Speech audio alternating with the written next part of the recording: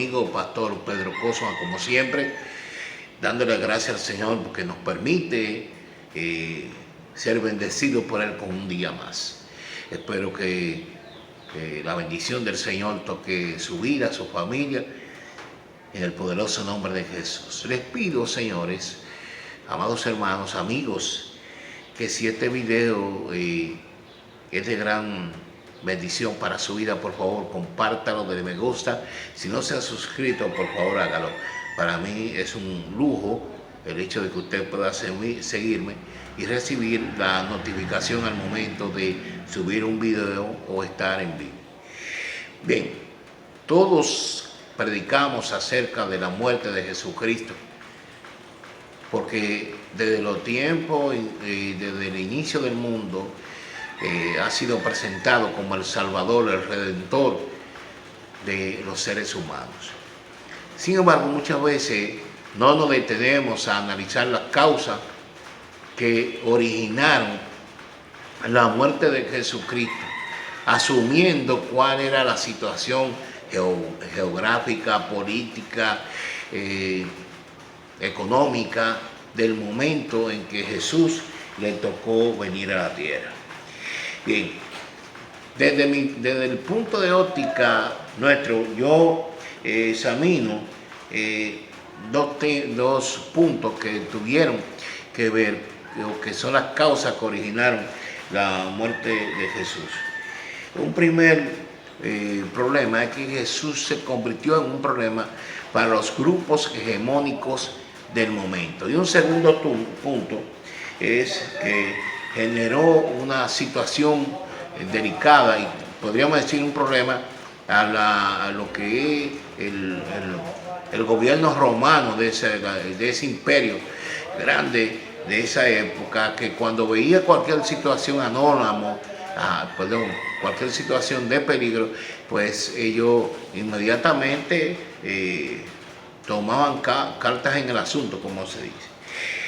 Mire, cuando hablamos de los grupos hegemónicos, estamos hablando de un conjunto de grupos que mantenían ese liderazgo en algunos sectores de la religión o de esta nación judía, que vivía no de manera libre, sino que estaba soyugado y se le permitía cierta libertad por los romanos, cierta libertad, pero no era del todo libres. Por eso hubo una confusión con muchos discípulos por parte de Jesús. Incluso hay teólogos que hablan acerca de Judas, que por ejemplo Judas, dicen algunos teólogos que era un revolucionario, igual que algunos que asumieron estar con Jesús, y que al ver que Jesús lo que propició fue la destrucción no del Estado romano para salvar a los judíos, sino la destrucción del pecado para salvarlo a ellos, entonces dicen algunos que eso provocó en Judas el hecho de irse del lado de Jesús y hacer lo que hizo. Yo quiero hablar, primero definir esos grupos, porque tenemos que definirlo para conocer entonces. Por ejemplo, estaban lo que era el grupo de los sacerdotes del templo, que era una especie de clérigos, eran los que dirigían ya lo que es el orden, podríamos decir, el litúrgico, el orden de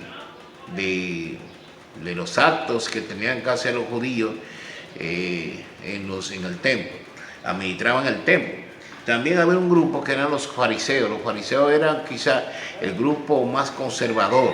Ese grupo que era conservador era totalmente contrario a la influencia pagana que existía en ese tiempo por parte de los romanos. Pero también están los saduceos. Los saduceos era un grupo dominante del momento que tenía poder económico y parte del poder, podríamos decirlo. Y estaban los escribas, que es una especie de los intelectuales del momento. Entonces, ¿qué pasa? Cuando Jesús viene, Jesús entra en contradicción con la hegemonía de estos grupos. Entonces, nosotros podemos ver varios episodios que nos indican realmente lo que estamos diciendo. Por ejemplo, ese grupo, todos esos grupos asumían la ley y la Torá como algo, el talón de Aquiles para la supervivencia como nación, entre comillas. Entonces, esa ley y la ley, entonces era muy aplicada por estos grupos, eran celosos. Entonces, por eso, nótese que Jesús entraba siempre en contradicción con ellos. No Jesús con ellos, sino ellos trataban de entrar en contradicción con Jesús. Ahí vemos cuando Jesús le llevaba a una mujer. Ellos hasta cierto punto quieren llevarlo a que Jesús entienda que lo que ellos defienden en ese momento, que era la ley, él entraba en contra de eso. Por eso le dice, mira, maestro, esta mujer la encontramos en pleno ejercicio del adulterio.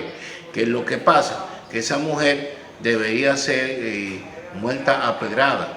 Entonces le tiran a la mujer y Jesús lo que hace es que revierte todo lo que ellos hacían como grupo y lo revierte contrariamente, pero le revierte desde el punto de vista de una posición que ellos, era una posición con una respuesta de Jesús, perdón, del punto de vista del pensamiento, del razonamiento. Le dice, bueno, el que esté libre de pecado que tire la primera piedra. Bueno, le razonó. Jesús le pudo haber dicho que decir que no pueden hacer eso, pero sí lo puso a razonar, porque la respuesta de Jesús con ellos era entrar en razón sobre lo que ellos entendían que era el concepto del punto de vista de la aplicación de la ley. Concepto que ellos muchas veces no llevaban a cabalidad, pero sí querían que otros lo hicieran. Entonces, también podemos ver, por ejemplo, los sacerdotes, que eran los que administraban el templo.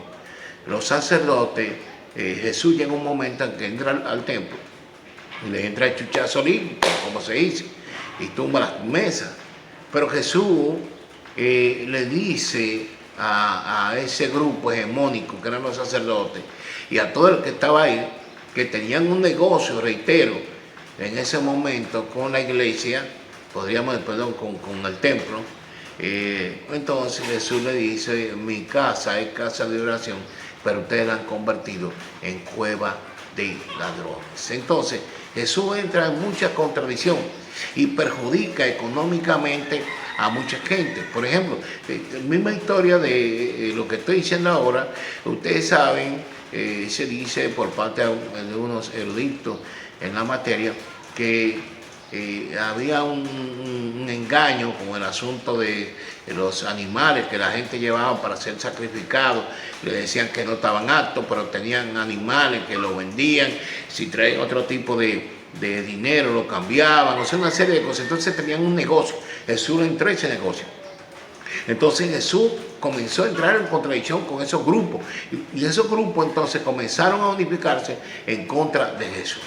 Una segunda causa lo constituye el hecho de que Jesús, cuando comienza a caminar, la gente comienza a proclamarlo como un rey.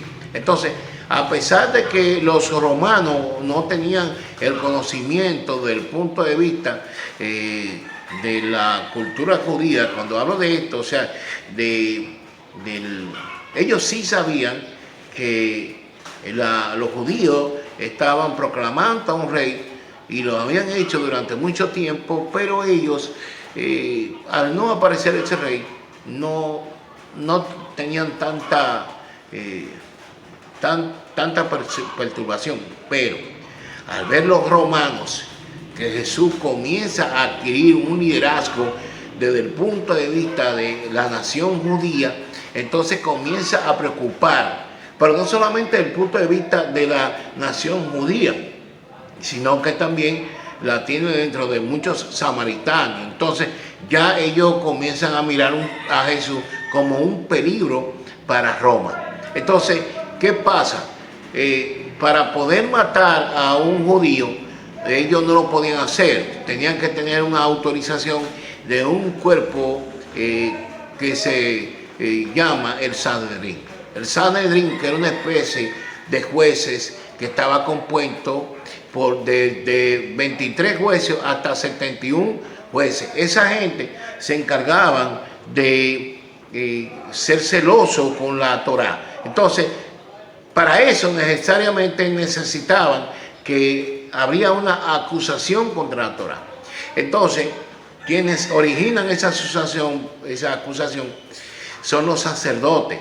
Llevan a Jesús ante el Sanedrín y entonces el Sanedrín busca el hecho de buscar a Jesús como un culpable y poderlo llevar así a la muerte. Aunque no se dice que Judas le dijo a los sacerdotes, había que buscar si no había una acusación per se en la que ellos pudieran dirigir la atención y servirle como el punto crítico para asumir la acusación. Entonces buscaron a Judas, porque Judas era un cercano a Jesús. Entonces Judas develó los propósitos que Jesús estaba fraguando, pero lo generó desde el punto de vista de lo que él entendía como político, como actor en ese momento, que entró en contradicción con lo que Jesús estaba pregonando, que era una libertad desde el punto de vista espiritual y no una libertad desde el punto de vista de lo que estaba ocurriendo en ese momento.